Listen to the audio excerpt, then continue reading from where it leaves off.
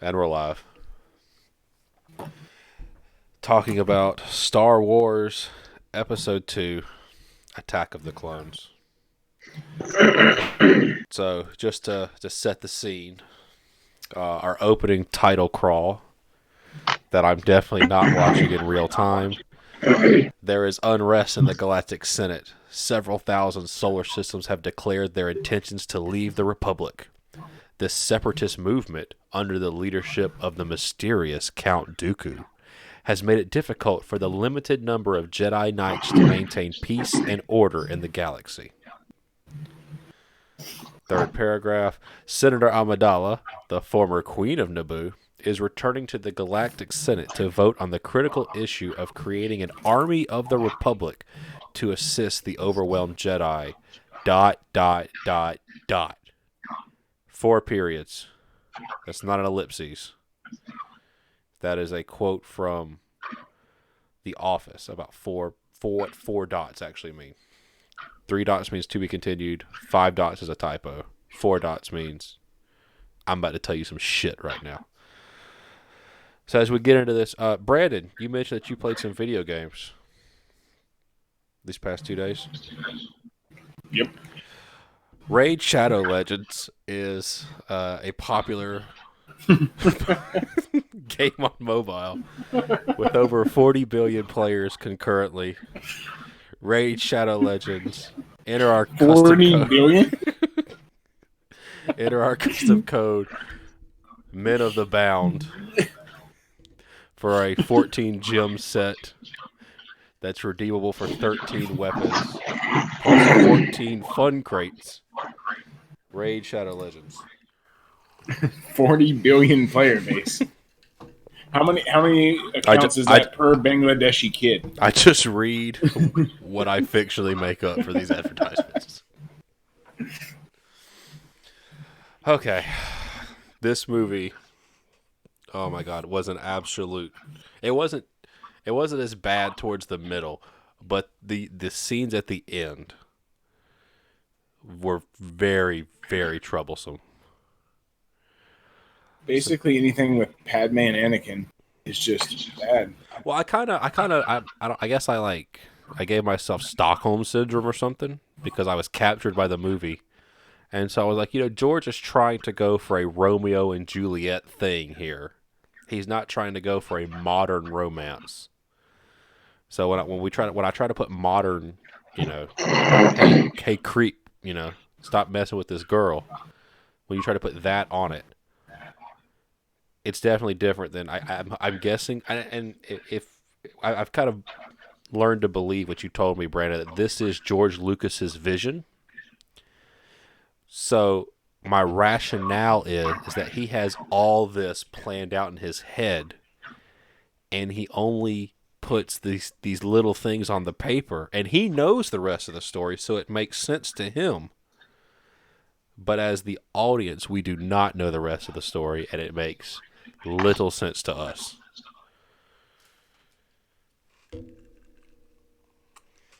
I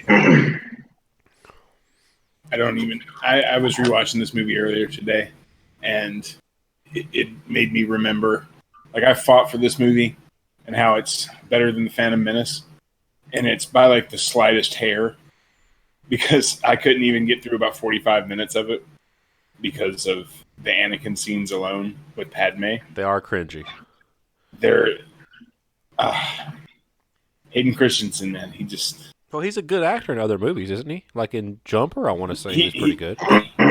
He's not this bad in anything else. Yeah. So our movie opens up with Senator Padme Amidala landing, and then ship gets exploded. But it's a body double again. You think they would have learned that she likes doing that, but she's got away, and our heroine is safe. And so we cut to Palpatine talking to the Jedi, and he's talking about holding off the vote to create an army. And the Jedi are telling him there's not enough of them to protect the Republic. And the Trade Federation, if they continue to grow, Master Yoda can't see the future, which they admit. He admits to Palpatine that they can't see the future. Also, I'm very curious about the number of times in this movie a scene ends with an alien speaking an alien language and the subtitles say alien language. Because that happens at least 4 times in this movie, where the scene just da da da, and it just changes. Joe, you want to talk about Count Dooku, right?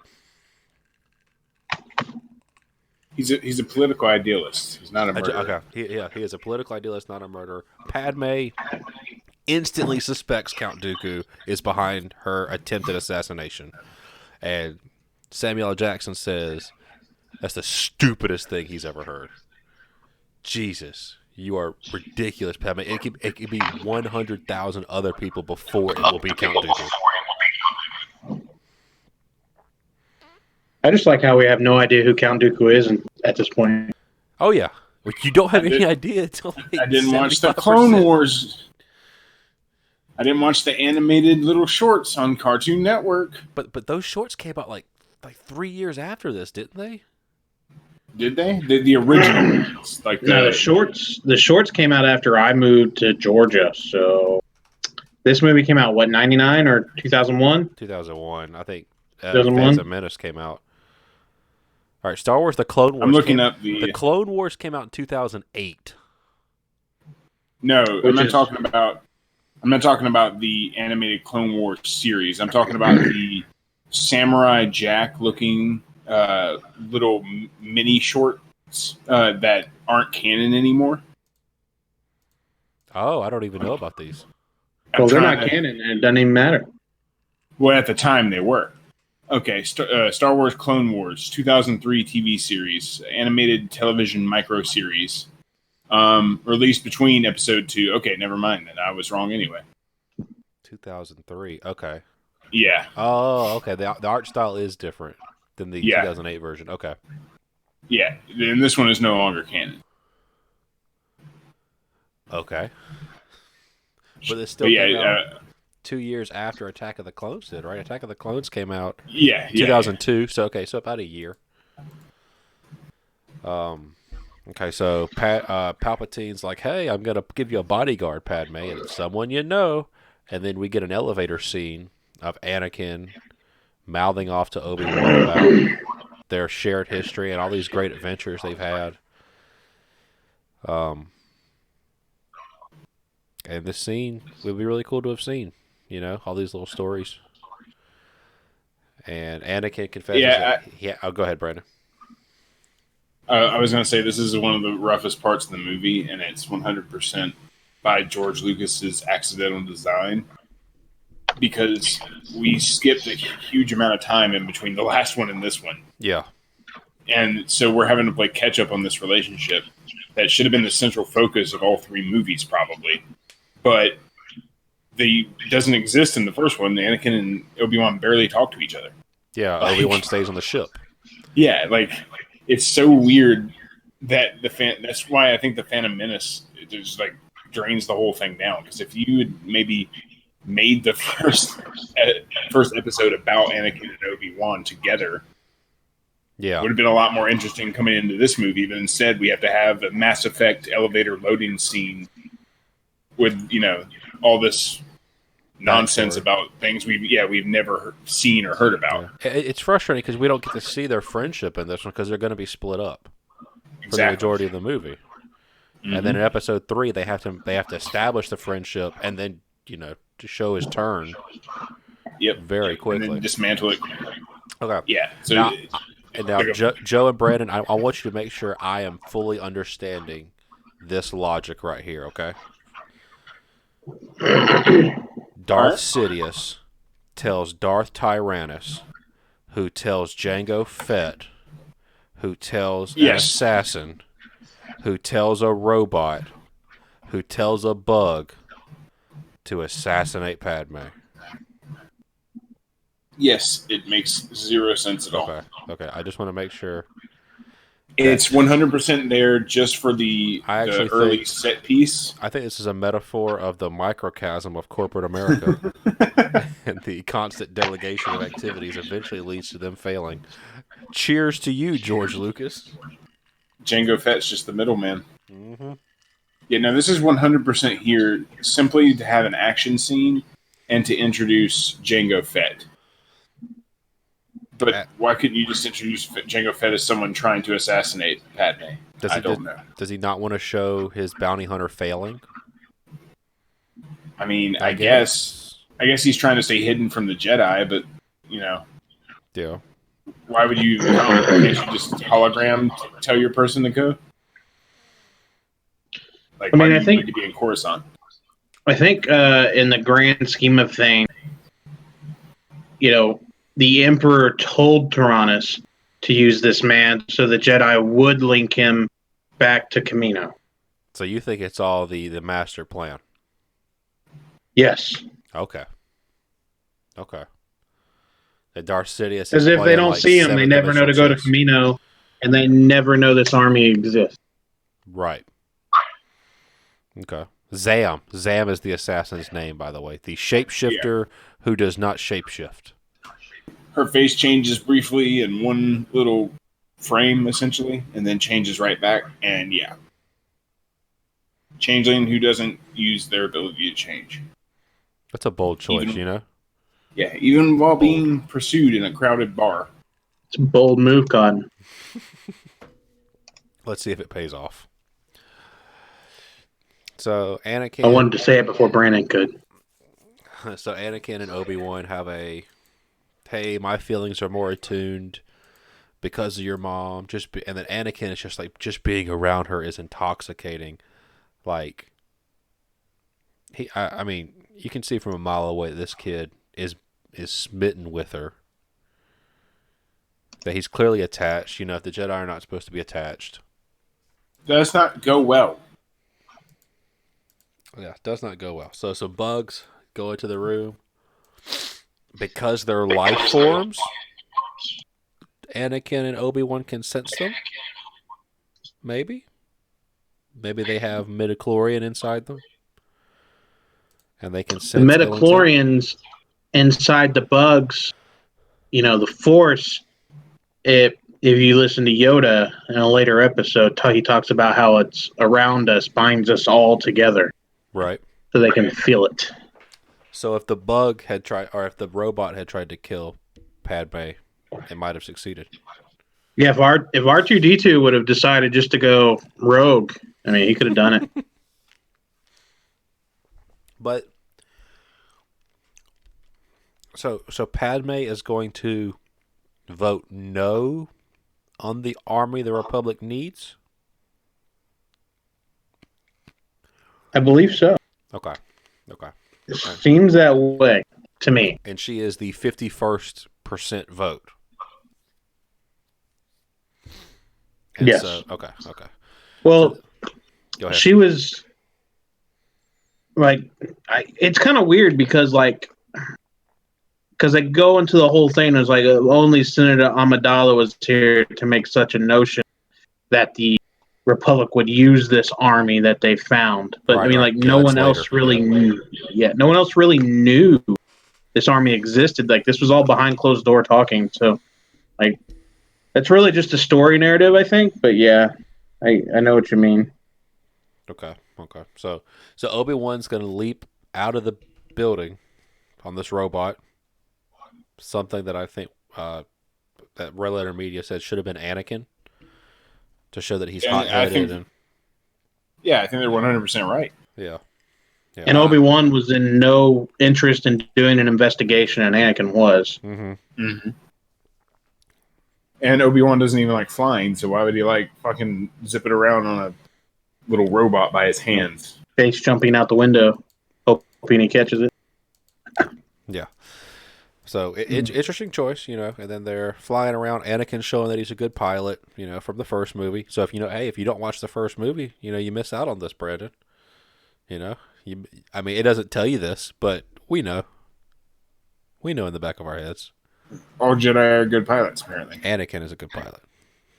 Or all So is Rey. Skywalkers. All Palpatines are good pilots. All the Force families get special class abilities. Yeah, there you go. They all get one. Palpatines, so they can there's only- take other people's names. There's only 2.5 special families in the galaxy. They'll make some more. So we have a long chase, blah blah blah. They're going through big set pieces. They go into a bar. Can we just take a minute to appreciate George Lucas trying to put like what sports would look like in the TVs in that bar? You're talking about computer I feel like football, we need to robot football Yeah. in the background. Yeah, robot football.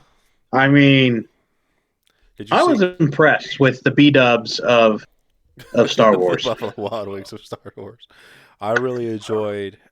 I wonder if that player got called for targeting. I It looked like he went for a definitely roughing the CPU. passer. Oh yeah, Definitely roughing the passer. yeah, 5-yard penalty. You think they'll still have penalties in robot football? Yeah, got to. Maybe You got to it'll program. all be done with lasers and stuff though, so there won't be like a official error. Oh, like there is now. I thought it would still be physical contact. Like you have to tone down your tackle's violent percentage by 6% so he doesn't get a roughing the passer. The future of sports. Not that fascinating. So they catch him. They catch this bounty hunter. Oh, but somebody kills him. No. Okay. So they go back to report to the council, and they say, hey, someone needs to investigate, and someone needs to still watch Padme. Room full of Jedi. Room full of a very wise Jedi.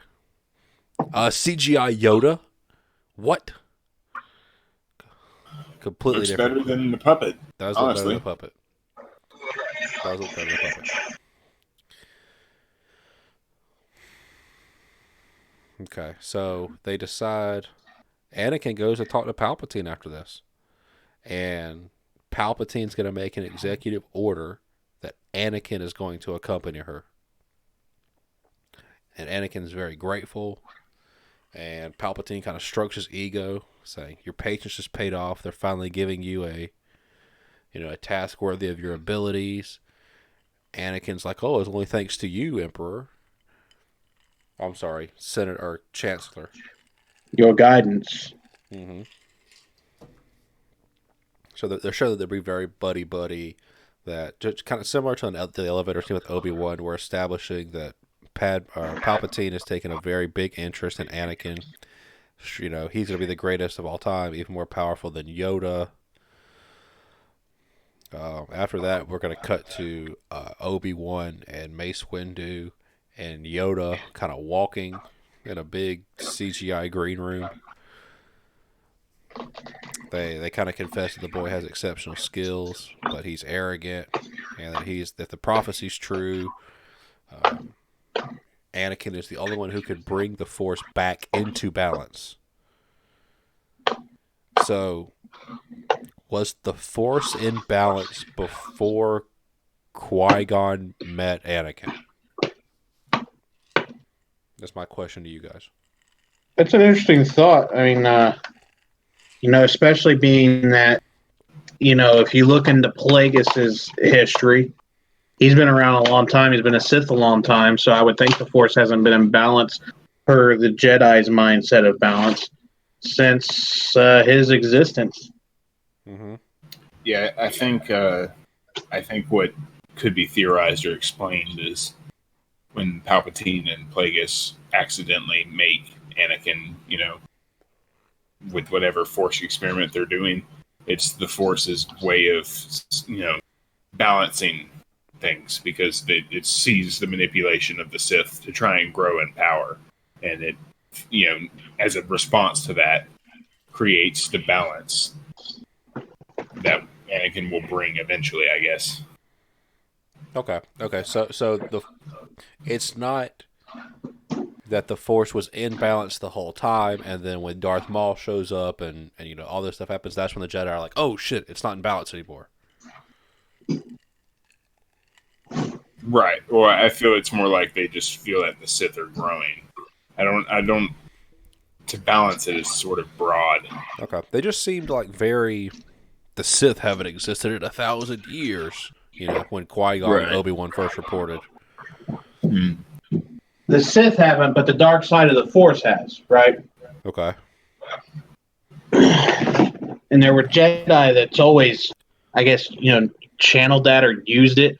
Okay. I mean, deep state Star Wars here, but Mace Windu is considered one of the ones that was really good at using the dark side and what he did, Right. but channeling it and not falling into it. His Vapad lightsaber style or something like that. Yeah. The ability to move force lightning back onto the person with a lightsaber is considered a dark side ability. Okay. So what is, if the Sith are not the actual race from Korriban, what is a Sith then? In your guys' opinions. Well, I mean, in the lore, the truth is the Sith is a race from Korriban, but they're also the name of the religion that takes on that. Uses the dark side of the Force. So what's the moment when a Jedi when a dark Jedi who is going onto the dark side of the Force becomes a Sith? I think it's kind of like a cult thing, right? So It's just kind of like you pledge or devote yourself to something, yada yada. Okay, and it's a rejection of your Jedi teachings, and you're gonna follow this new religion / cult thing. Right. Okay. Yeah.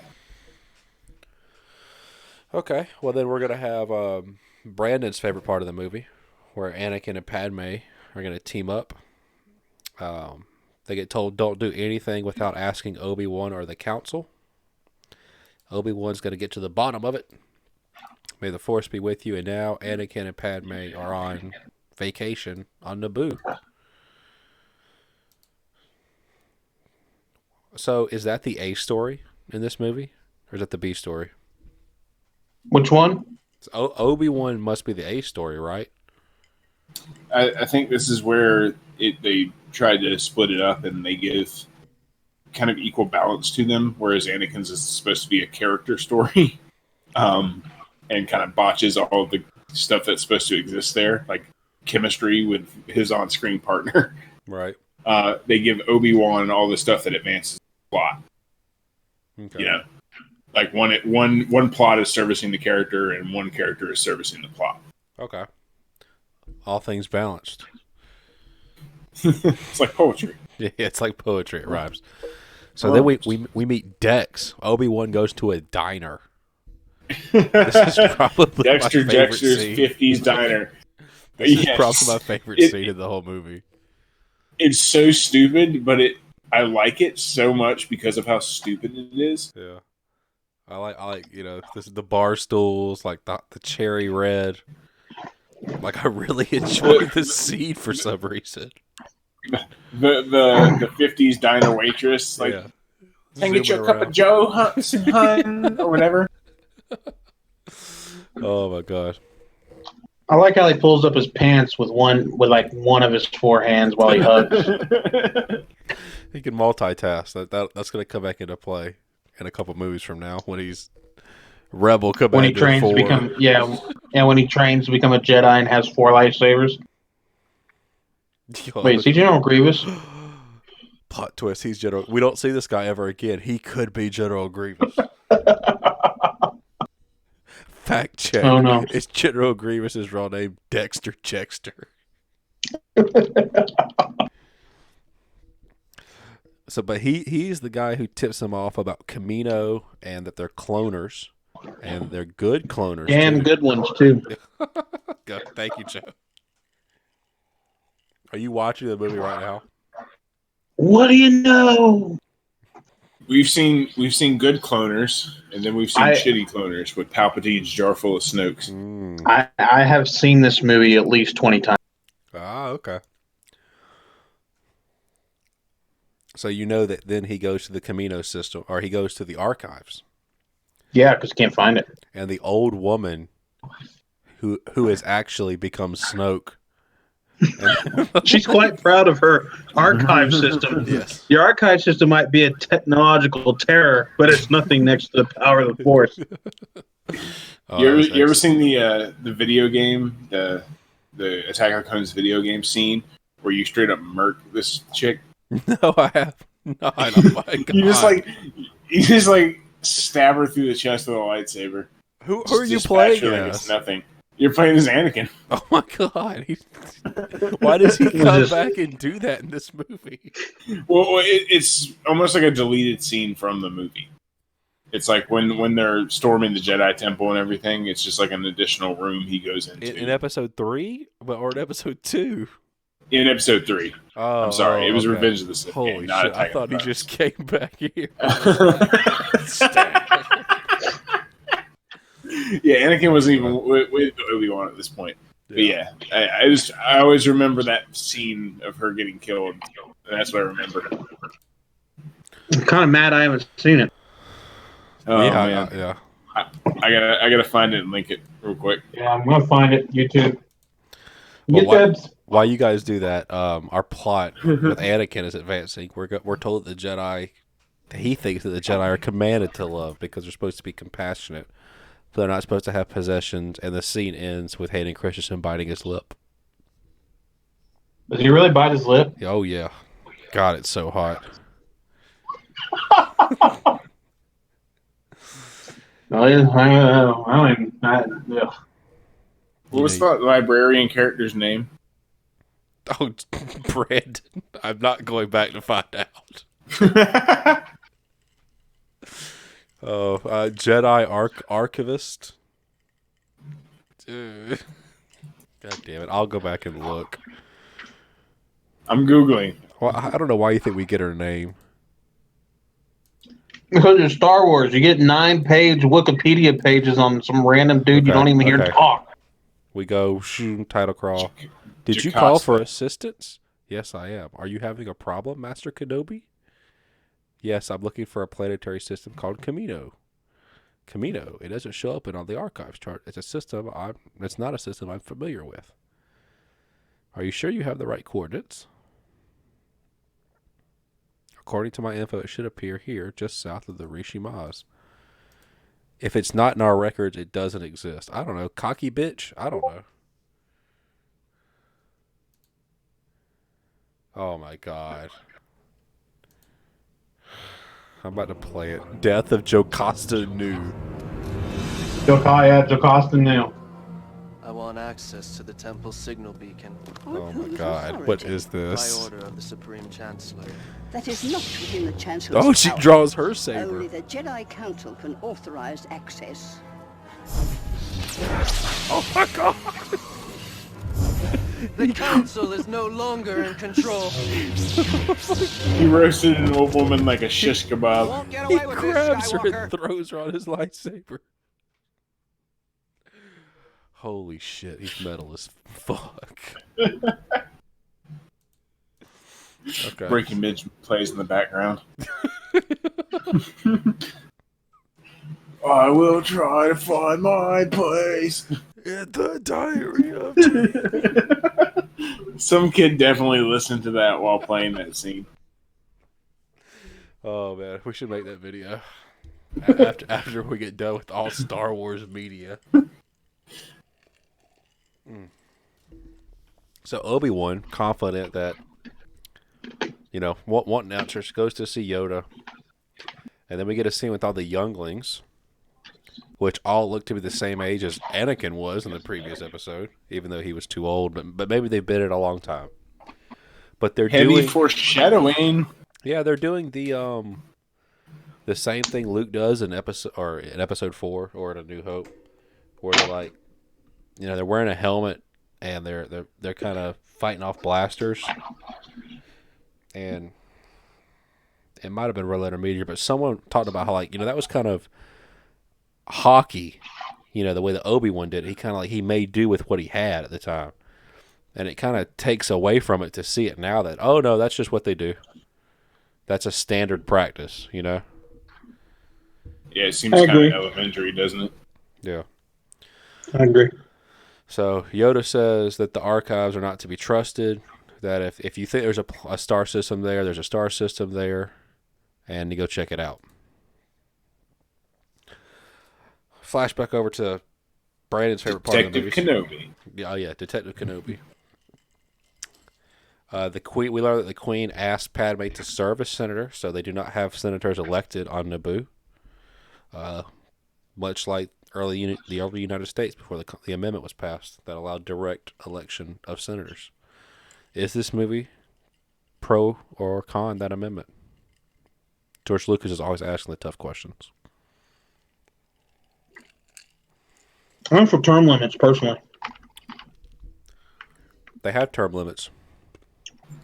In fact, they make a comment that Padme was so popular as queen, they were going to abolish the term limits. But she is grateful that her 2 terms were up and she could leave.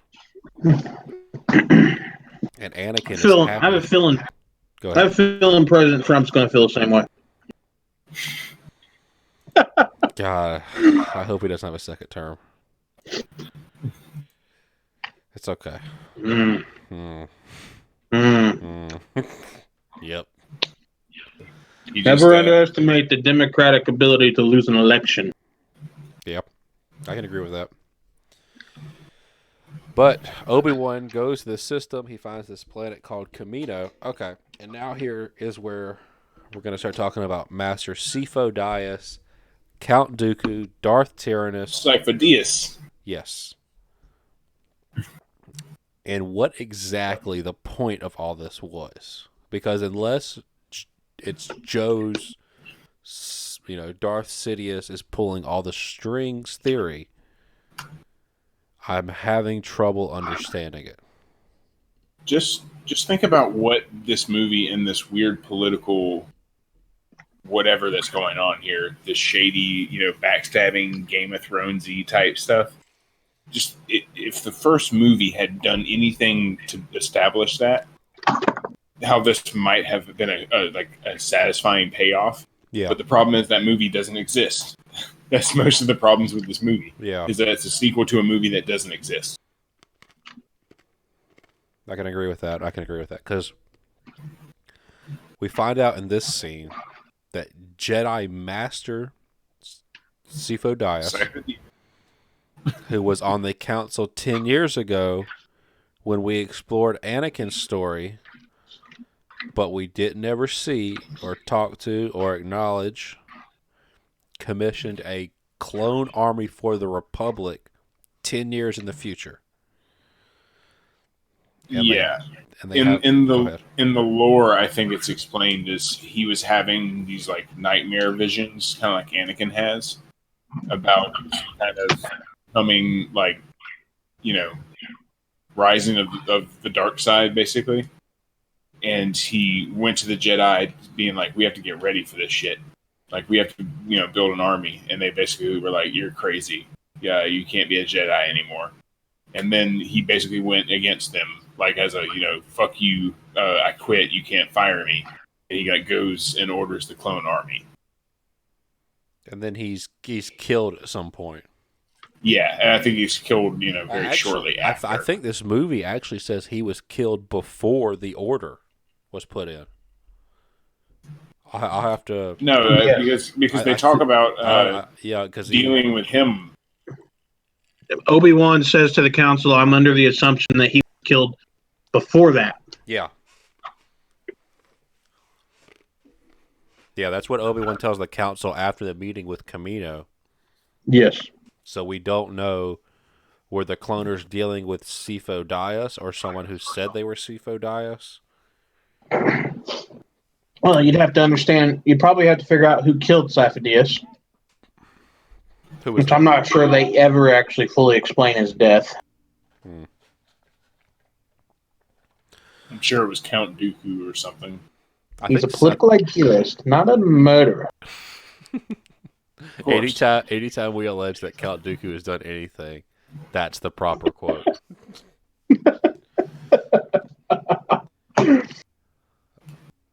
I think he's got a realistic view of politics. He's a political idealist, not a murderer.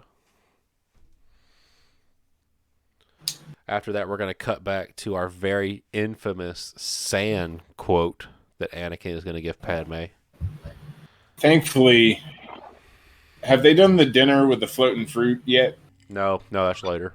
Oh, shit. Well, okay. I was about to say, well, after this, thankfully, it starts to go better.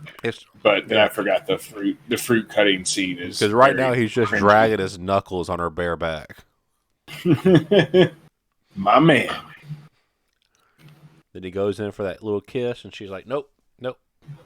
The music abruptly cuts, which was kind of nice, Yeah, that is a pretty cool touch. Trying to appreciate the little things. I do want to say that the clone people have 200,000 clone troopers ready to go and 1 million on the way.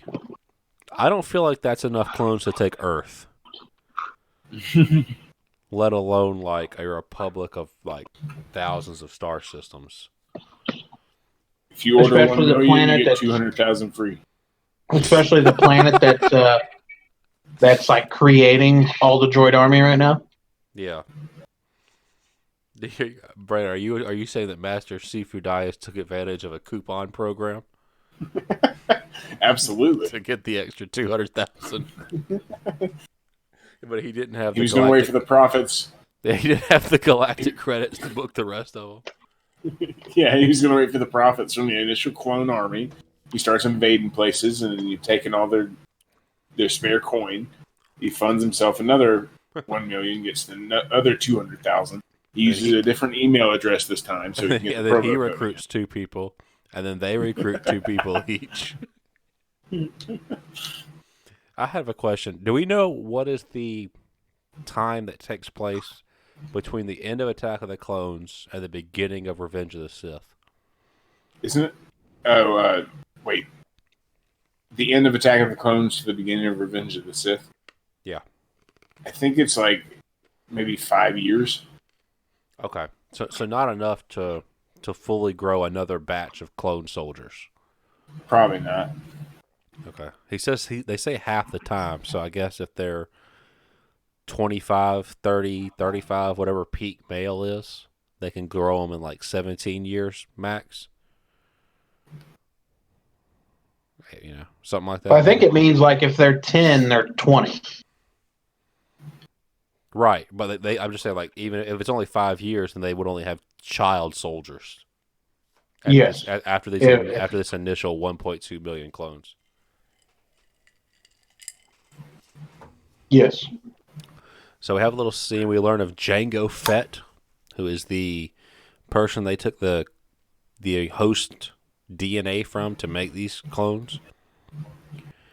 And that's all we learn from that scene before we're back with Anakin and Padme talking about politicians, and it's always good when you're talking to an elected official to be pro-dictatorship. That's strong. Anakin suggests an idea of making everyone should get in a room and talk about the issues, and she's like, "That's what we do." And then Anakin says, "Well, someone should make them do the thing then." And I don't know, man. It's kind of scary about current times right now. Right. Kind of feel like we're getting played off against one another. There's a real Darth Sidious that's moving both sides of this war. Okay, Brandon, Playing the fence. Bastard. you might have to help me identify. Beginning at I'm sorry. minute 49, second 43, there's the scene with Padme and Anakin on these animated creatures thing. It looks to me like that Anakin is a cartoon that falls off, and then it cuts to Padme like, "Oh no, I'm worried," and then it's actually Hayden Christensen.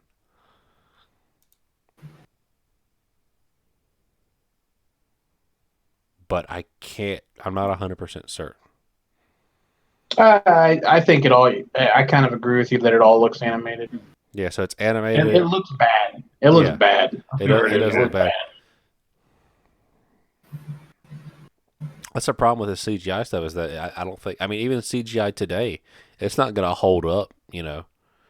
20 years from now when you're in a VR movie. Battle of Geonosis happened 3 years before Revenge of the Sith. By the way. Yeah, Okay, yeah. so I was it's gonna only say, 3 years. Okay. Yeah, I was looking it up. There's 10 years in between Phantom Menace and Attack of the Clones, and then there's 3 to 4, depending, between Attack of the Clones and Revenge of the Sith. Okay. So after a little tussle on the grass, we go back to Kamino and we meet Boba Fett as a little kid, a unaltered clone of Jango Fett, because everyone wants to see their bounty hunter. He as wanted a a kid. son, man. Yeah, but it's just fan service, I guess. I don't know. It's just such a strange decision. Everyone has that. Every character has to have a son or parent introduced into the story to make them more sympathetic, to give them a family. Like in Rise of Skywalker, they shove Admiral Akbar's kid in there randomly in one scene. Yeah. So like everyone has to have a parent or child. I agree. So Obi-Wan immediately goes into interrogation mode against Jango Fett. Like, doesn't act nice, doesn't try to pretend to be Sifo Dyas or anything like that. Immediately it's like, so you must have made your way to the interior. Yada, yada, yada. And he says, so you must know Sifo Dyas then. And Jango Fett says, he's got no idea who this guy is. And Just a simple man trying to make his way in the gap. Joe, are you watching this movie right now? No, I told you. I've seen it so many times. You're quoting dialogue from Attack of the Clones. While I'm reading about Sifo Dyas. Well, Jango Fett admits that he is recruited by a man called Tyrannus on one of the moons of Bogdan. Bogdan.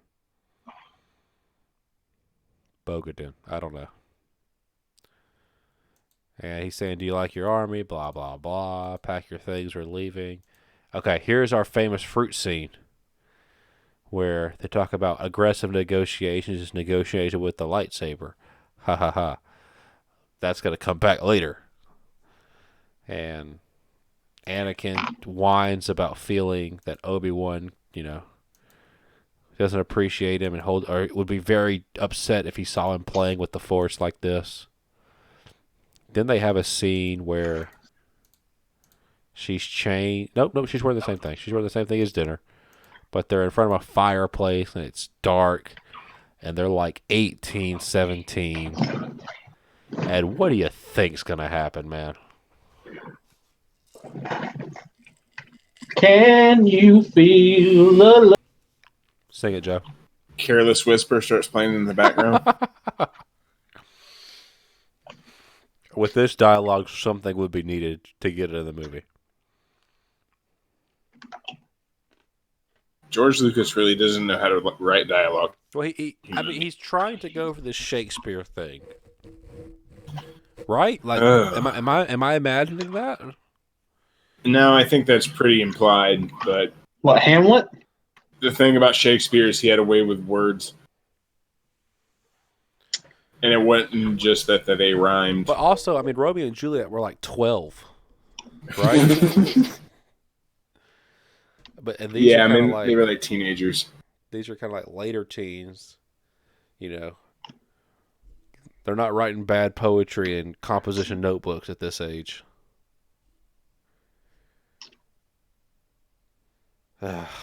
Anyway, we're told they have feelings. I'm not going to give into it. I'm a senator. I have a feeling Padme is a senator. It may be the 4 times she says it in this movie. She's a political idealist. Not a murderer. All right, and then Obi-Wan's like, hey, the Kamino guy says, if you need any more troops, we're back with Obi-Wan now to create a clone army. He's got a strong feeling this bounty hunter. The Jedi Council says, hey, bring this bounty hunter in. Okay, only the dark side knows of our weaknesses. Anakin starts to have nightmares about his mom in the morning. Padme's like, "Your mother? You have another nightmare again?" And Anakin says that he wants to go, and Padme's going to go with him. As Jango Fett's trying to take off and get out, Obi-Wan shows up and proceeds to unilaterally try to capture him without announcing anything. So it looks like he's just trying to like come kill him. So they have a big fight. Blast, blast, blast. Kick. Ooh, force powers. Ooh, grappling hook. Swinging through. Oh, it's raining. Oh no, climbing up. Get through the door. Can he fly now? Jango Fett loses his jetpack mid-fight. Yeah. Dude, this is one of all right. Where I say it starts getting better past the fruit scene. This is kind of what I mean. Like, Yeah. the whole clone conspiracy thing is actually a pretty cool like overall plot. It's just terribly set up. But then you get, Obi-Wan grilling Jango Fett, and then they fight in the rain. Yeah. Like, it's pretty dope. Like, He used the thing, and then like they both like they get snatched a little bit. And the action's okay. How far are we in right now? We are at an hour and 3 minutes. Okay. And so far, let's see, an hour into Phantom Menace is when the pod race happened. So have more exciting things happened in this movie than the Phantom Menace? Probably yes. Are they stupid? Yes. I would say yes. Are they stupid? Kind of. But I really hate that. I really hate that chase scene in this movie, though. So I would say this is where it gets good. What was is the chase scene the droid assassin? And then they get into a little buggy car thing and they chase her through Coruscant. Yeah. Ah, okay. I think it looks cool. Like I think it's like a cool like action set piece. It's just like the whole reason for it existing is stupid. The sound, that little noise in the back. Like I don't know if it's the score or the background noise. A little. Oh, it drives me crazy. Can't do it. Okay. Well, Anakin and Padme land in a starport right in Tatooine, and they meet Watto, who's wearing a little hat, like cocked to the side, and he's got a little beard going on. He's got like a little Amish beard. He got flies going over, big nose, talking about debtors, looking at it with his yellow eyes.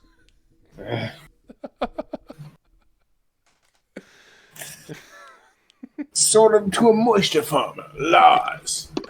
Oh my god! I hope you don't commit any of this stuff to like permanent memory. Please don't let it take up space in your brain.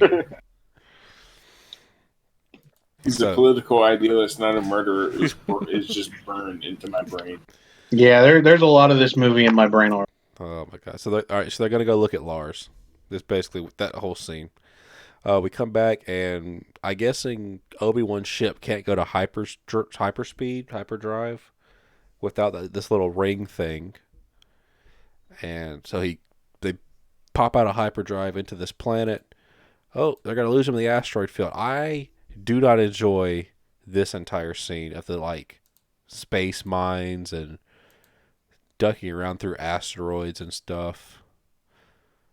Now, what's really crazy is prior to this, you could not track in hyperspace or hyperdrive. When someone was in hyperdrive, they could not be tracked. So it's very interesting that he was able to track them. Well, I mean, to my understanding, he threw the little tracer on the ship. Ship goes into hyperdrive, comes out of hyperdrive, and then that's where he picks the signal back up. And then he goes to hyperdrive. That would explain it a little bit better. That's what I assume. Now, that's never, for all we know, he could have been tailing him the whole time. He could have been tracking him through hyperspace or whatever. I don't know. That's just from what I could interpret. Trying to make sense, It's a chore. And then he says, "Oh, there's a lot of Federation ships." As Obi-Wan kind of gets past this little scene, goes to land, and he's going to try to contact the council, but they're too far away.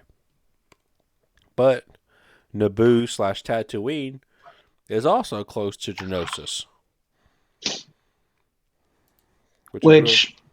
it's kind of mind-boggling because Naboo is in the core worlds where Coruscant is. Is it? So I don't know why Naboo would be closer than Coruscant at that point.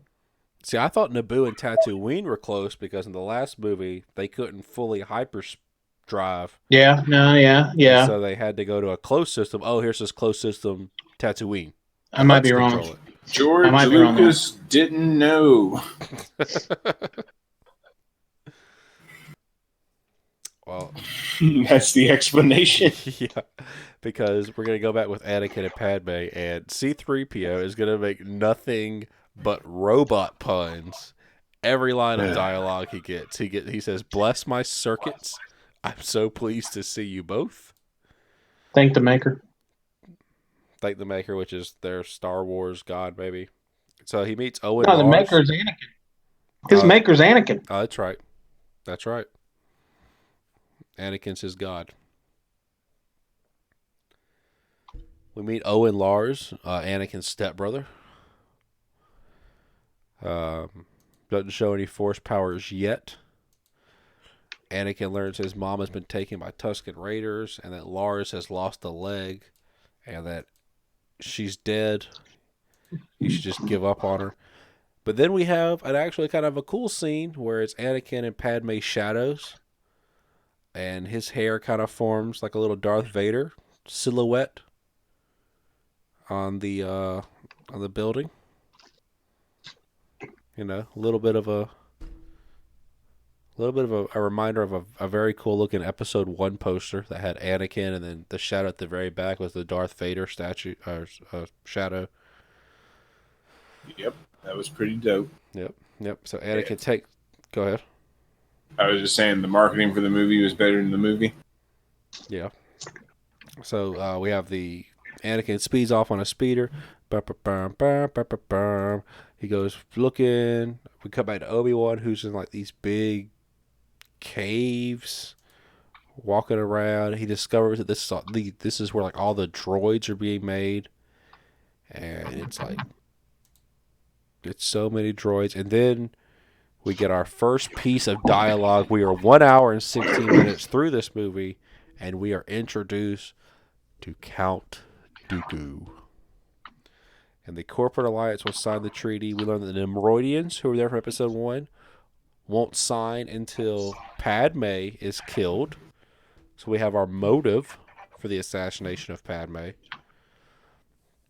Dooku says, with he has your word, he will take care of it. The droids will be the finest army in the galaxy. That's what they think. Right, so Obi-Wan sneaks around a little bit. Alien language. What we could be. The Techno-Union Army is with them. The Banking Clan, who is a moon, I believe it's pronounced. It's the race that Plagueis was. Yep, and he was a part of the Banking Clan, actually. Yep, and that is the closest we will ever get to having Plagueis in any form of media. I'm going to say it right now.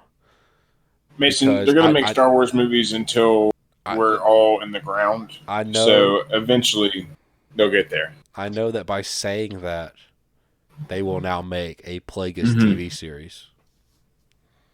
And you'll throw that sentence back in my face. They made Darth Revan canon, so they're going to keep bringing in the shit that people like in subtle ways. I think in the encyclopedia for Rise of Skywalker, they basically confirmed Darth Revan existed. So technically KOTOR could be canon. Yeah. If Darth Revan didn't exist, you'd see the fans that hated The Last Jedi probably riot. So they kind of had no choice. I'm just saying right now there will never be anything on Plagueis ever. I stake my reputation and the reputation of our sponsor, Blue Apron, ladies and gentlemen. Who has time to cook anymore? Blue Apron delivers delicious, ready-to-go meals to your door every day for the low price of $48 an hour. Blue Apron, Blue Apron. It's what's for dinner.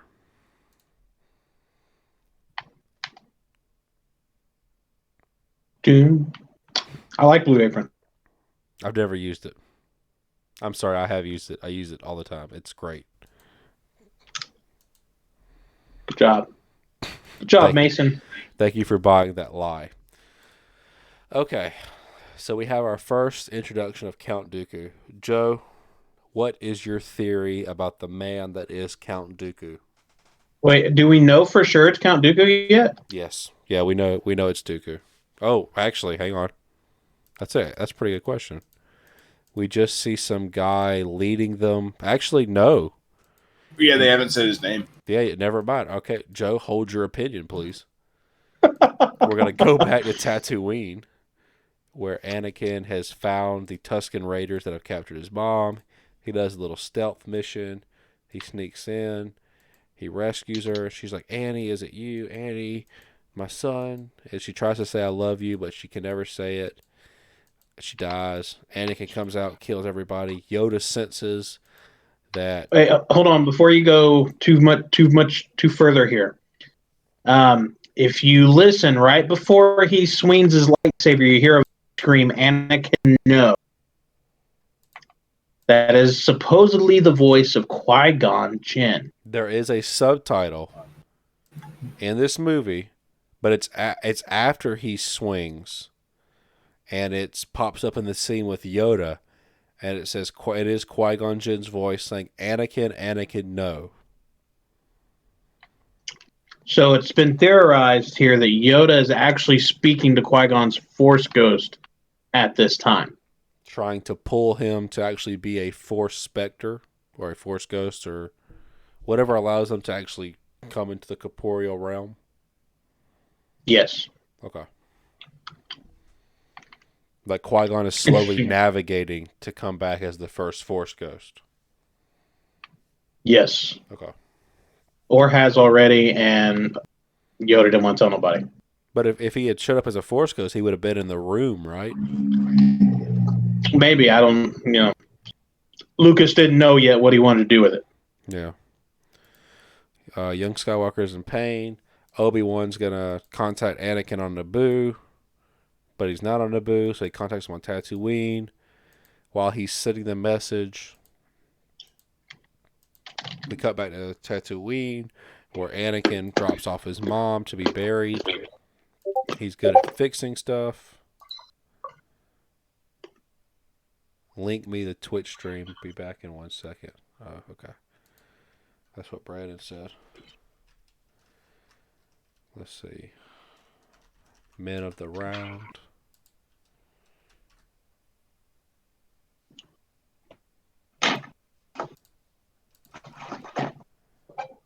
Okay, just threw it to him. Okay. Shit. How do I get back? Here we go. All right, Anakin is not all powerful, as Padme tells him, and Anakin's like, someday I will be. I'll be the most powerful Jedi ever.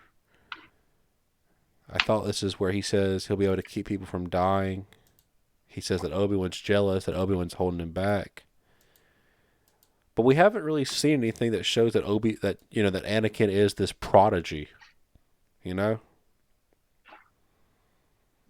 It would have been nice to have seen something like him destroying a normal Jedi test or something. Just to establish. Right. Just to establish. Other than just telling us. Yeah, just so we can see how much further above, but because we can kind of understand his frustration. When you're forced to do something that's remedial or that's average, when you're clearly above average in a certain skill or a classroom setting or something that you do, when you're forced to do something that's beneath your skill level, there is a certain animosity you feel towards your instructor, that they are holding you back. Like, you don't need to know this. You got it. Let's go. That's a very human emotion. It would have been nice to have that expanded upon. I agree. But we see Anakin in front of the gravesite saying that he wasn't strong enough to save her, that he believes that the Jedi powers will one day, kind of like foreshadowing, will give him the powers to control who lives and who dies. And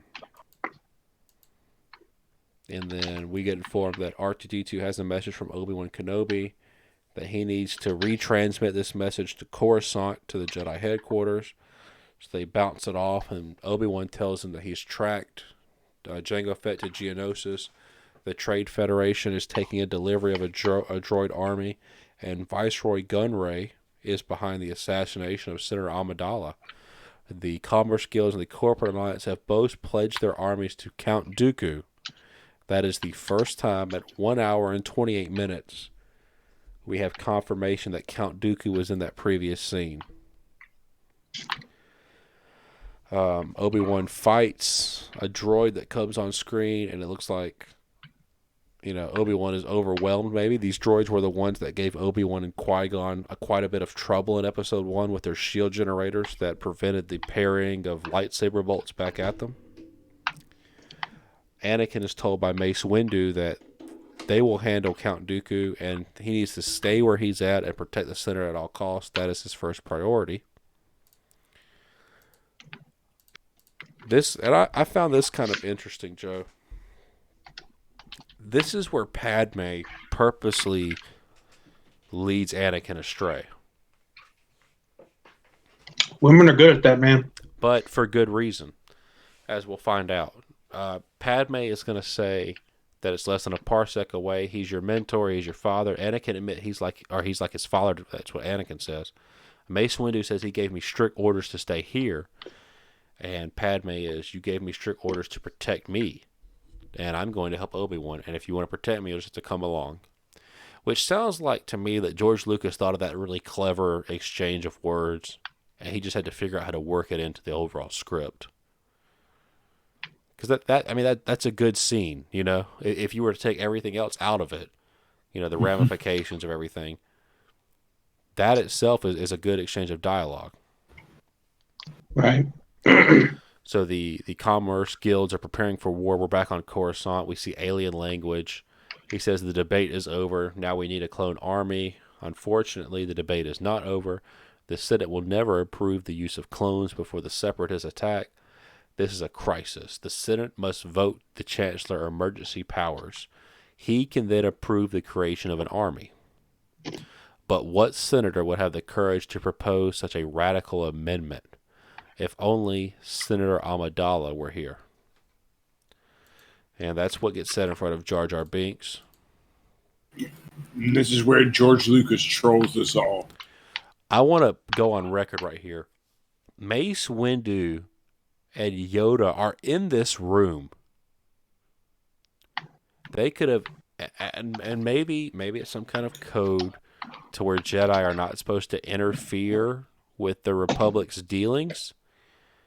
But they could have easily said, that's not what she would do, because we learned earlier in the movie that she has been lobbying to defeat the Military Creation Act, and voting a leader, emergency powers, is just expanding government, and no government ever gives back powers. So I don't know why they choose to say silent in this part right here, but they are in the room when everyone from Naboo to Tatooine to Geonosis can see over there old Jar Jar Binks. And just stroking his chin. There is no reason for him to be in this movie. George Lucas purposely put him in this role to fuck with everyone. I mean, he creates the clone army. Like, he creates one of the greatest, instruments of tyranny for the next 20 years, 30 years. But he goes, So we're back on Geonosis, and now we have a bearded white man walking through the caves. He eventually comes to an imprisoned Obi-Wan Kenobi who calls him a traitor. He says, "Oh no, my friend, this is a mistake, a terrible mistake. They have gone too far. This is madness." And he delivers it exactly like that. Like super, you don't even believe him. I guess he's being sarcastic to him. And that's when Obi-Wan says, "I thought you were the leader here, Dooku." At 1 hour and 31 minutes, we are now introduced to Count Dooku. And I think Nice. I think this is the scene that Joe wanted to talk about, where Count Dooku kind of says he will petition immediately to have Obi-Wan set free. Obi-Wan responds that he has work to do, and Count Dooku says, "Why would a Jedi Knight be all the way out here on Geonosis?" And Obi-Wan says he's tracking a bounty hunter named Jango Fett, and Count Dooku says there are no bounty hunters that I'm aware of. Geonosians don't trust them. But Obi-Wan says he's here, and Count Dooku says it's a shame our paths have never crossed. Qui-Gon always spoke highly, and that's when we learned that Qui-Gon was Count Dooku's apprentice. Obi-Wan says that Qui-Gon would never have joined him, and Qui-Gon says, "Don't be so sure, my young Jedi. He might have gone along with it if he had learned the truth." And the truth is that the Republic's a large number of Republic senators are under the control of a Sith. Obi-Wan says that that's not possible. Count Dooku says the dark side of the Force has clouded their vision, my friend. Hundreds of senators are now under the influence of a Darth Sidious. The Viceroy of the Trade Federation came to him for help and told him everything 10 years ago. And he says, "You must join me, Obi-Wan." Obi-Wan. And together they will destroy the Sith. Obi-Wan says he will never join them. And that's where I wonder was Count Dooku under the orders of the Emperor, or did Count Dooku do that on his own to try to get out from under this? And a big part of me wants to believe that he wanted to get out from under the Emperor and he was trying to get help. Brandon, do you want to chime in on anything before I do? I don't really have an opinion either way. I've always kind of felt he was under the control of the Emperor, so I don't know. So, in my opinion, right here, Count Dooku has enlisted the help of Darth Tyrannus, or is Darth Tyrannus, enlisted the help of Jango Fett, which is why Jango Fett names him on Geonosis. He is doing the Emperor's, he is doing Darth Sidious's bidding at this point in time. This conversation with Obi-Wan is to get his own dark side apprentice so that he and him can attack Darth Sidious. Overthrow Darth Sidious. That's a good point. Overthrow Darth Sidious. When Obi-Wan rejects him, he realizes he would, because I from what I understood, Count Dooku is like a prodigy. Like Yoda chose to train Count Dooku when a Jedi Master normally doesn't take, or a council member normally doesn't take students. And so he is a very exceptionally talented, but he's also an exceptionally confident in his own abilities. And so he believes in this moment that if Obi-Wan was to join him, they could overthrow they could overthrow Darth Sidious. He is quite disillusioned with democracy and republicanism at this point in time, because he thoroughly believes that if the Dark Lord of the Sith was able to control one trade federation, he more than likely has a large number of Republican senators under his control, and he has infested the entire Galactic Republic. And the only way he can see it, I mean, you can see as he walks around, he has his red lightsaber underneath his hilt. So I think he's Darth Tyrannus. I think he's doing the Emperor's bidding. I think he would want to overthrow him in this instance. But because Obi-Wan turns him down, he is not given the forces he needs to accomplish that. I like that idea too. Definitely. Never thought of it that way, because I mean, every Sith we've ever seen has always looked to the bigger picture of overthrowing the Emperor. Right. Yeah, I kind of agree with that. The fact that he could sort of like Hux in the new trilogy, kind of be trying to get at the guy who's currently in power because he thinks he's kind of going too fucking far with the whole thing. Yeah. But that's my my little opinion about it. We're gonna cut back to Mace Windu and Yoda overseeing a Republic voting session with absentee Senator Jar Jar Binks. I don't know what legal authority Jar Jar Binks has. Is he the second senator from Naboo? Is it a 2-senator house? But he advocates giving emergency powers to the Chancellor, who gets shouts of approval, and then people cheering, Palpatine, Palpatine, Palpatine. Joe, if I ever see the United States Senate chant a president's name, I will be gone out of this country. Because holy shit, his checks and balances gone in that instance. I completely agree. I mean, at that point, you kind of accepted him as the one and almighty power. Yeah. I just imagine just Obama, Trump, Bush, Clinton. I definitely think you have a really good chance of seeing that Trump one happening. Oh, God. Some point. Nisa suppose we give emergency powers to Donald Trump. That was a very good impression, Brandon. Oh, my God. That was good. Can you say it as the senator from Kentucky? Mitch McConnell. Mitch McConnell. 1 second. Misa proposed to give emergency powers to our Lord and Savior Donald Trump. And then, now hold on. Now the GOP wouldn't say Lord and Savior. There's too many Christians in there. yeah, That's too sacrilegious. They wouldn't say that part. Commander-in-Chief. They'd reinforce the military. Yes.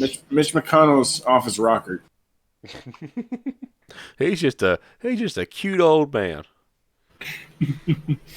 But we cheering and applause as the chancellor. So the chancellor has to do this because senators like Padme Amidala and presumably other senators that either ideologically oppose a military or senators that Darth Sidious has under his control to try to create strife and conflict in the Republic are going to vote no, and so it's gridlocked in the Senate. And so by giving him these powers, he can unilaterally create the Grand Army of the Republic because Darth Sidious has pulled the strings to create the droid army of the Trade Federation. Is that the kind of master puppeteer thing that's what's going on? 32-dimensional chess. It is also this time that Mace Windu says, all right, I'm going to go check out Obi-Wan Kenobi and make sure he's safe. Obi-Wan Kenobi would be dead by now if Anakin and Padme had not chose to go immediately after him. The laissez-faire attitude is kind of weird. Like it makes weird pacing. And, you know, go ahead. There's a similar thing from the original movie during its original edit where they like Obi-Wan and Luke watch the message from Princess Leia first, and then they just sit around and like dick around and, you know, tell stories, play with the lightsaber, yada yada, and then like after the fact they're like, man, maybe we should go help her. And like how it's just like weirdly like everyone's like very chillaxed about the princess in distress. That's strange. It's like it's a very recurring thing in George Lucas's writing. I'm going to say it, but not right now. Go ahead, Brandon. Mason, I'm sorry. Go ahead, No, go ahead. Yeah, I'm sorry. Brandon, go ahead. It was just Mace Windu waits like what, a day or so. I'll go check on Obi-Wan just to make sure he's all right. And take the entire Jedi army with him. But yeah, so I wonder why he writes like that. Like, why do you put your call to action and then a lull?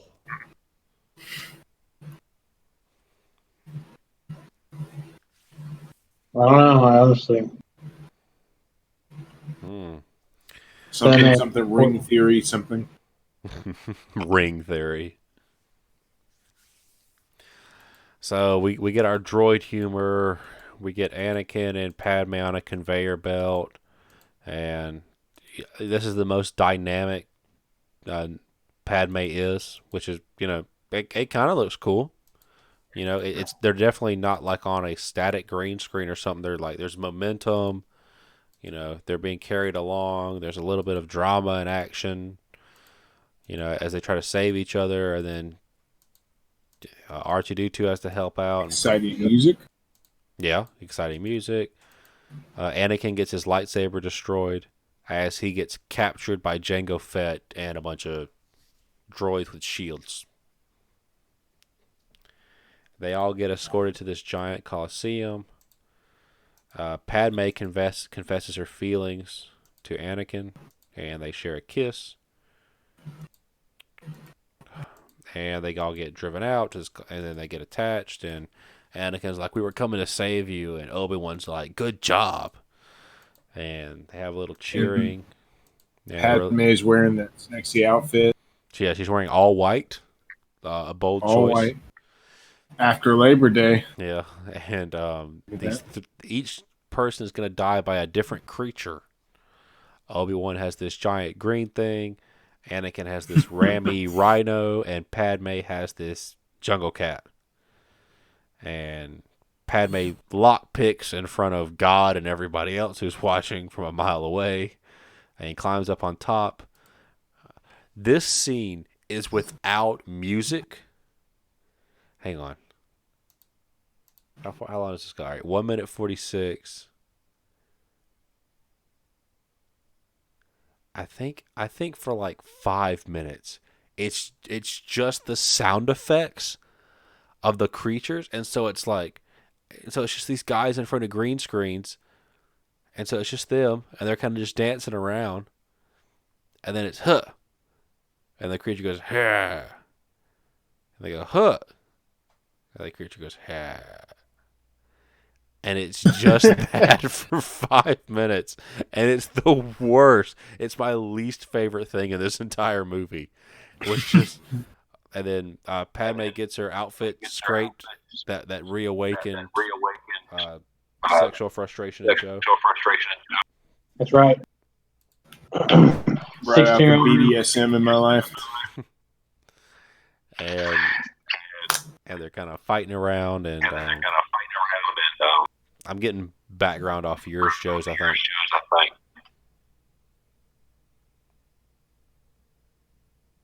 Testing. Yeah, I'm getting my own voice off of yours, Joe. Yes, off of yours, Joe. Okay. I'm sorry. Go ahead. No, you're good. Go ahead. I can still hear me coming through on yours. Yeah, Joe. Nothing changed. Weird. Testing. Yeah. Yep. While Joe figures it out. Shit, who's another fucking podcast sponsor? While Joe figures it out, I would just like to ask, Mason, are you having trouble performing in bed? Because Roman swipes are convenient over-the-counter wipes clinically proven to help you last longer in bed. What are Roman swipes? Just apply Roman swipes to the most sensitive parts of your penis. Wait 5 minutes to dry, and you're ready to go.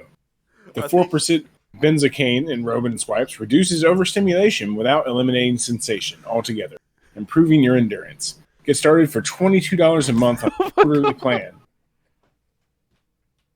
And for a limited time, get $5 off your first month with our promo code Men of the Round. Oh my god. Okay, hold on. What are Men of the... I'm sorry, Roman swipe is the first I'm hearing about them. Is that a real thing?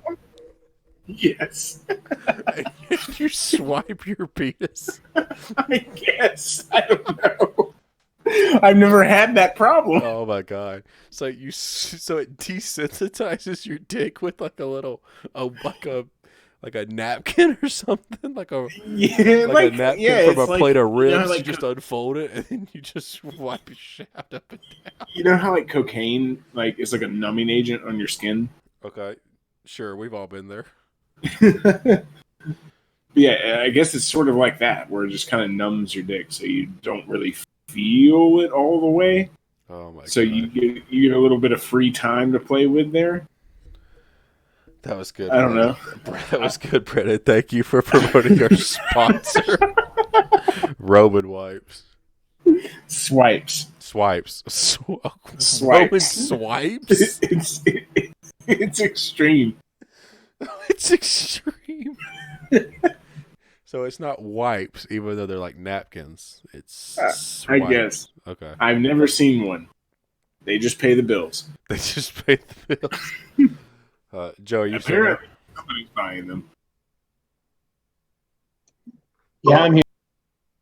Okay, are you just turning off your mic? That is correct.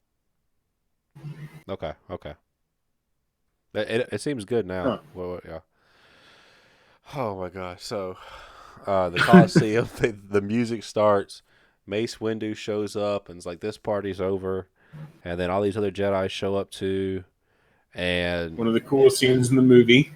yeah, they We all. get a little less conversation, a little more action. Yep, Mace Windu gets pushed out and is on fire, and they all start fighting the droids. Fucking badass, man. They do a shockingly good job of like just parrying every lightsaber bolt. Because I just wanted to watch the people in the background, and it's really cute because sometimes they'll do a force move and nothing will happen. Like they'll clearly throw their palm out, nothing happens, and it's just really because they can't fall down because they're not. The Jedi don't fall down until like almost like I didn't think any Jedi died to blasters, except until like the last 30 seconds of the scene. So Jedi are fighting. They're back to back. They're parrying lightsaber bolts. They're fighting with Jango a little bit too. Mace Windu. I think a little bit is an understatement. Yeah, because they decapitate Jango Fett. Mace Windu just Objectively, one of the coolest moments in the prequel trilogy. Yep. And you're like, oh, okay. So they're fighting, lightsaber fight, parrying, fighting a monster, C-3PO hanging out, and then finally, Jedi start going down. This is the first time we actually start seeing anything besides droids in this entire scene begin to fall. 1 Jedi, 2 Jedi, 3 Jedi. Curious, they're not in the back. 4 Jedi, 5 Jedi. Curious, in the background, all the droids are not facing the same way, but they're still shooting. And there's no Jedi back there. So I don't know what they're shooting out of the background. But Amazing work. But Count Dooku now has them surrounded, tells them to surrender so that they can be bartering chips. Mace Windu says no. And that's when Yoda shows up with the cavalry, forms a perimeter around. And I just want to go on record that these ships do have blasters. That's going to be important later. So they fly off. Jango, or Boba Fett, grabs Jango's helmet and puts it to his head. They can't allow Count Dooku to escape. And they go after him, and that's when the Geonosians kind of reveal they have the Death Star hologram in the back. So here's the interesting part. Is Count Dooku playing a part right here? Because when they say that the Jedi have assembled a grand army, Count Dooku says that doesn't seem possible. How could the Jedi have come up with an army so quickly? Jango Fett said earlier in this movie that he was contacted by Darth Tyrannus, who we're going to learn Darth Tyrannus and Count Dooku are the same person. So did Tyrannus help set up this clone army, and now he's simply doing what Sidious asked about stoking both sides, or was he truly in the dark about this clone army? I think he was in the dark because I don't think that. I mean, clearly Palpatine knew he wasn't going to be his apprentice all the time because he was eventually going to get Anakin. So I think he was just sort of using him as a pawn because of his knowledge of the Jedi and, you know, all his various connections. You know, not to mention he's extremely gifted. Mm-hmm. Joe, what do you think? I mean, I just don't see him personally recruiting Jango and not knowing that he was the one setting up the army. I think he knew he was just playing the part with the Trade Federation. Because, I mean, this is as much a coy on the Trade Federation, the Republic. Okay. So you think he is much more closer with Sidious about playing both sides? Yes, I do. Okay. What do we know when Palpatine kind of honed in on Anakin? Like when did Darth Sidious when did Darth Sidious decide that Anakin Skywalker was going to be his apprentice? We will watch your future with great whatever. So at the very end of Episode 1? Yeah. I think that's when Palpatine realized that Anakin was the Force's culmination of their experiment. Okay. Okay. So then that would make sense. He knew this whole time that or I guess just Dooku, really. That's the only apprentice he had between Maul and Anakin, that this wasn't his final stop. So he was just using him. Yeah. He says the Jedi can't find our ultimate weapon, and they kind of get out, and they're shooting. Once again, they're shooting blasters at everybody. Count Dooku gets on a ship, on a little speeder, and he's kind of speeding through the valley. And then we cut back to Yoda, and I don't understand this. Maybe these starships work differently, but Yoda tells them to concentrate all their fire on the nearest starship. And he goes, "Yes, sir." And by the way, this animation, this CGI, looks straight out of the 2008 Clone Wars series. Like, this looks exactly like the cartoon. Yeah. It's not great. So they all shoot at this one, and they all are making, like, explosions happen. And to me, that's good enough because you can't go into space, right, with your hull breached. But they keep attacking just this one, and there's clearly two in the background that are getting away. But they get this one, and it comes down, and so they're going through, and they're going after Count Dooku, or Anakin, Obi, and Patty are going after Count Dooku. They found his speeder. They're going over the desert and stuff, and Anakin says, "It's Count Dooku, shoot him down." And the clone trooper says, "We're out of rockets, sir."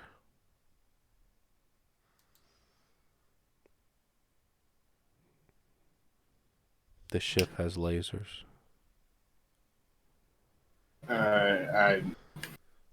Plot contrivances are George Lucas's specialty. So Everything breaks. I'm sure that's a Model B, which doesn't have the blasters.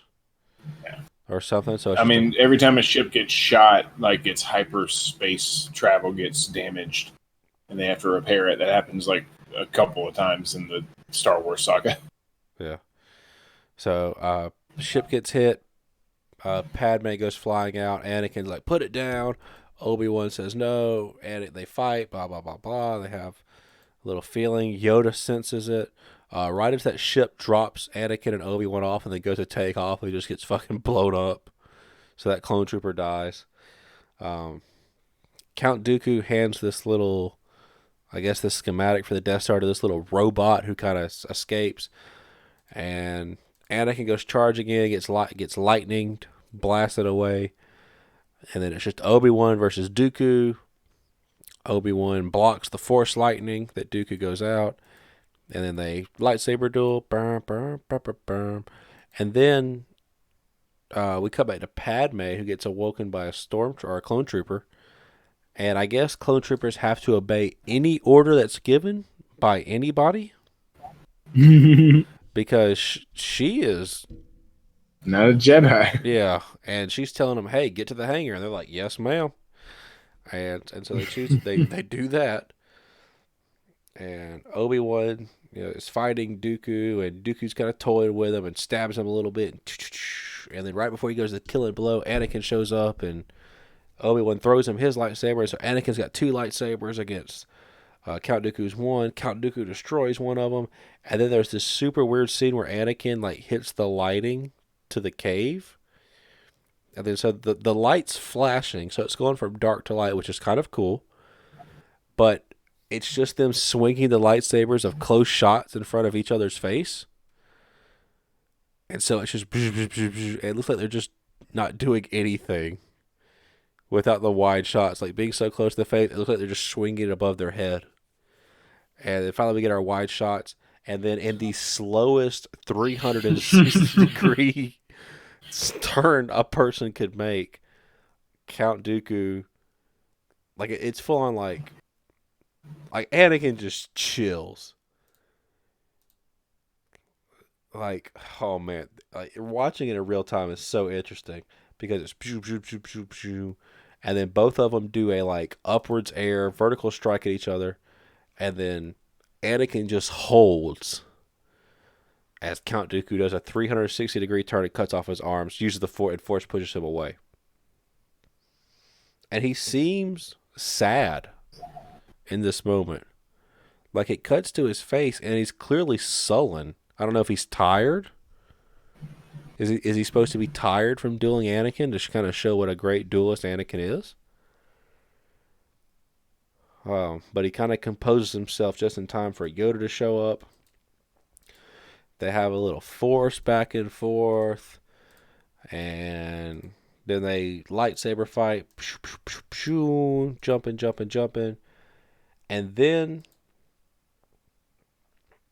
Count Dooku turns around and grabs a steel beam or some kind of HVAC pipe and forces it to fall onto them. When he does this, Yoda drops his lightsaber. At this moment, Count Dooku could stab Yoda, killing Yoda. The steel pipe would fall onto Obi-Wan and Anakin, killing them, and he will have won. Yep. But he chooses to turn around 180 degrees and run to his ship. And then he gets on the ship and leaves. Yoda saves them. Padme shoots at him with a blaster. They have some kind of solar cell, like solar tarp, I guess, that comes out among what I'm guessing is Trade Federation ships. That's like the hub of the droids in Episode 1. So I guess that's not clone army people to shoot it down, so that's why they let it just go past. He gets to, I think he says he's actually going to Coruscant to deliver the plans right into the hands of Master Sidious. And he says, "Welcome home, Lord Tyrannus." And so that's the first time he gets called Tyrannus, which lines up with what Jango Fett. And we clearly see Palpatine's bottom face. I mean, and Palpatine says, Go ahead. Well, since we're kind of at the very end of the movie, I want to bring up the Palpatine thing. Being that when you were young and watching these movies, did you know that Palpatine was the Emperor? I think I was so young, and because I had watched 4, 5, and 6 first, I assumed that any old person in this movie must be the old person in 4, 5, and 6. So I don't think it was deductive reasoning. It was just, hey, this is the only other old guy. Must be the same guy. All right. Yeah. So for me, I definitely did not know until I watched this one. That this one definitely foreshadowed that Palpatine was the evil. But in episode 1, no, I had no idea who the evil Sith main guy was ordering Darth.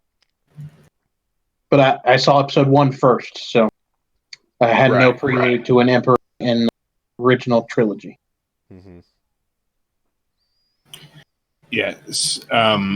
So, because I had seen the original trilogy first, I knew, I guess, going into the Phantom Menace that his name was Palpatine.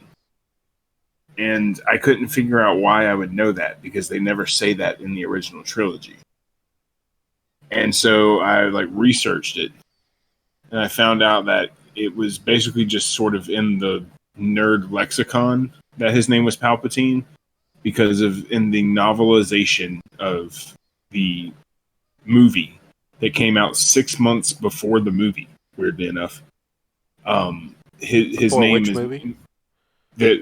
A Star Wars. Oh A New wow, Hope. there was a novel that came out before Star Wars. 6 months. Yeah, 6 months before the actual movie hit, had the novelization out, and then in it they name him Palpatine. They say his name, and they describe him as a I believe a senator, but they sort of underplay his character because at that point they didn't truly know. But that's his name is mentioned there, and that's it. And it was just sort of accepted in the general nerd around Star Wars vernacular that his name was Palpatine. So when I saw episode 1, I remember talking to my dad afterwards, going all right, so that's the Emperor, right? And my dad was like, yeah, I'm pretty sure he is. Mm-hmm. That's that sort of nerd. It was just something I didn't really realize recently, that I had figured out as a kid that he was Palpatine. Basically, it wasn't even a question to me. It's somehow I already knew immediately. Okay. And I had no idea that books had came out before. Yeah. Well, yeah, the one did. And then there's a sequel book called Splinter of the Mind's Eye, which was written because they were like, all right, this movie's going to fail, and we want to have some source material for potential TV movies that will be low budget and low scale to round out the series. And that's when they get really weird. But yeah, the first novel came out. The novelization of the movie came out 6 months before the movie, and just no one gave a shit. Yeah, because it was nothing. Huh? I did not know that. Mm-hmm. So Count Dooku gets away, but Darth Sidious tells him that everything is going as planned. Yoda says that everything that Count Dooku said was to create mistrust. And we end with a wedding scene of Anakin and Padme before we get directed by George Lucas. And that is the end of Attack of the Clones. Okay, so I think we've gone. I think it's my turn to go first this time. Yeah. My favorite thing is is the diner in this movie. It would be the politics if it was expanded on a little bit, but it's just not. We just kind of get a emergency powers conversation, and then Jar Jar Binks, and then Misa Vosid expanded the powers, and it's just rough. My least favorite scene, or my least favorite part of this movie, is probably, I mean, I would say it's the Anakin and Padme stuff, but you have to have that to establish. It's probably just the CGI in general. It's just, it doesn't seem to hold up well. I would have preferred real sets. if it, just to show that, just to have some more realness, because every time the CGI is on there, I'm just looking at these actors and just imagining them in a green screen, just poking at nothing, and then the director just saying, "Oh, don't worry, we'll add something cool in later. Just dodge left, dodge right, stab, and we'll add it in post." And Yep. that just kind of deflates it for me. I had given episode 1 a 4 out of 10. This by itself,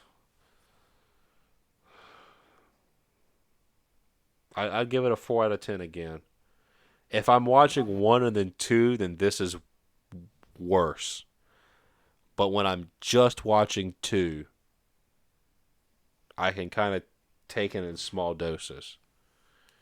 And so I give it a 4 out of 10. Joe?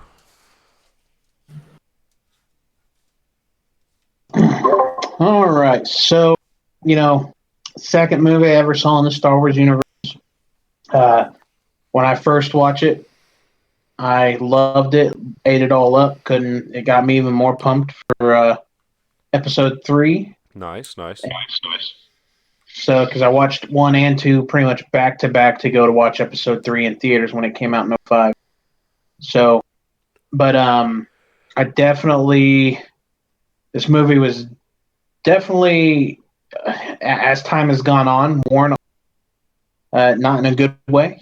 And my favorite thing about this movie is definitely the lightsaber fights. I definitely felt like this movie really kicked that in the high gear and showed what modern technology could do for lightsaber fights. And then my least favorite is definitely that little chase scene in the first act where Obi-Wan and Anakin chase the changeling. It just absolutely drives me crazy. To give this movie a rating, I would definitely say, as time has gone on, I would give it a 5 out of 10. Ooh. But would definitely rewatch, because I have rewatched it 10,000 times. Okay. Brandon? I think my favorite part about this movie is the sort of world expanding / world building. Yeah. The different races, different planets with different environments. Camino is cool. The journey that brings them there, the deep sort of conspiracy that the Emperor has planted is cool, even though it's not set up at all. The execution is horrible in this movie in all facets, but the intrigue it adds with different things is what I like about it the most, which leads to some of the best scenes, like the Obi-Wan Jango Fett fight and the clone army, coming in and wrecking people in the Colosseum. My least favorites, it's a toss-up between the sand dialogue and the weird fruit levitation cutting thing. Yeah. They're both just so 14-year-old boy cringy, and really demonstrate that George Lucas doesn't really understand human beings. Rating, because I gave Phantom Menace a 3 out of 10. I'd say that this is a 3.5. 3.5. 3.5. And it's mostly because I feel like it's a movie that if you were putting it on in the background and you looked up, you would be more interested watching bits and pieces of it than you would Phantom Menace. Because I think we established the pod race and the ending lightsaber fight is the only part that anyone really needs to or wants to pay attention to in that movie. Whereas this one, I feel like it has a couple of different scenes. Even if you hate the chase scene, the music and the pacing of it is very it's supposed to catch your eye. The set piece. You have different little bits like that in the movie to actually watch, rather than dudes walking around in the sand trying to bargain for a part or something. I just remembered. What? The T-34 hyperdrive or whatever he's got to get. And Watto's the only one that's got it. Clearly the only one. Oh man, yeah. So that was Attack of the Clones, and so next week we're doing Revenge of the Sith. Yep. I think the universally touted best one of this trilogy. I mean, it definitely is, and then like it's one of those like, like what could be worse than the first two? Like it can only go up. What were you saying, Joe?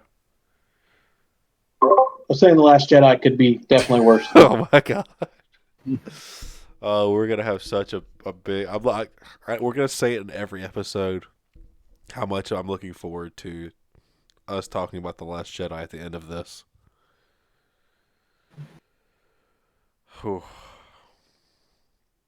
But yeah, all right. If there's anything else you guys want to say about Star Wars Episode 2: Attack of the Clones before we end the stream, It is objectively worse than The Last Jedi in virtually every facet. Except my opinion. that's where we'll end it.